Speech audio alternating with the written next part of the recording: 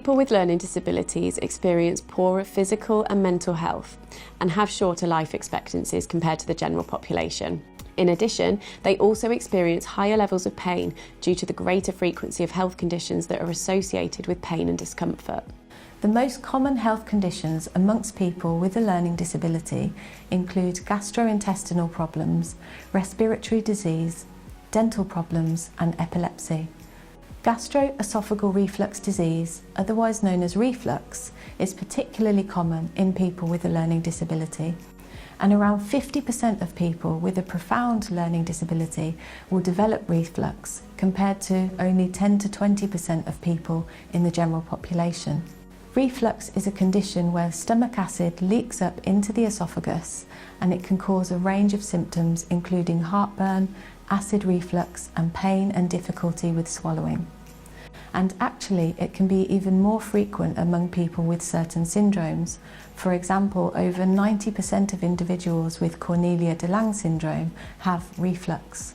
There are also many syndrome-specific profiles of health conditions which are associated with pain. For example, people with Angelman syndrome also commonly experience reflux, and people with tuberous sclerosis complex commonly experience painful tumours and epilepsy. If you are working as a healthcare professional and you're treating a person with a particular genetic syndrome, it may be useful for you to familiarise yourself with the common health problems that are associated with that syndrome so that you can better understand, diagnose and treat any pain that the individual may be experiencing. Pain is difficult to identify in people with intellectual disability and communication difficulties because it's a subjective, personal experience, and it's usually identified by means of self-report. Self-report, however, is not possible in people with a severe or profound learning disability or communication difficulty. Therefore, pain and discomfort are often missed by parents, carers and healthcare professionals. There are key indicators of pain that parents, carers and healthcare professionals should look out for as a first method of identifying pain. And there are some guidelines for how to go about this. Methods include looking for specific facial expressions, broader behavioural patterns, emotional responses and changes to physiological patterns such as eating and sleep routines.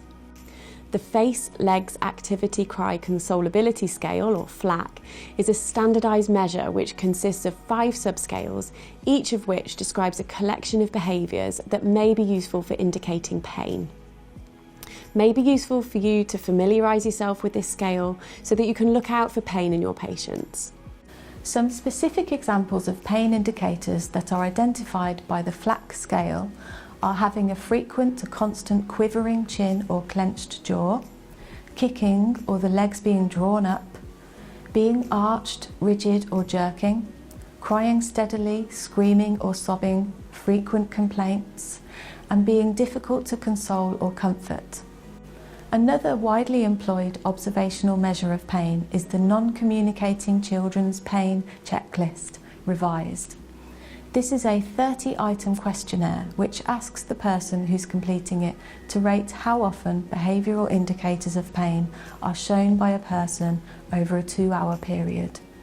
It covers aspects such as facial expressions, vocalisations, activity, social behaviour and changes in eating or sleeping patterns. The charity Cerebra have developed a pain guide for parents which you might find useful to familiarise yourself with and to share with parents and carers who you work with.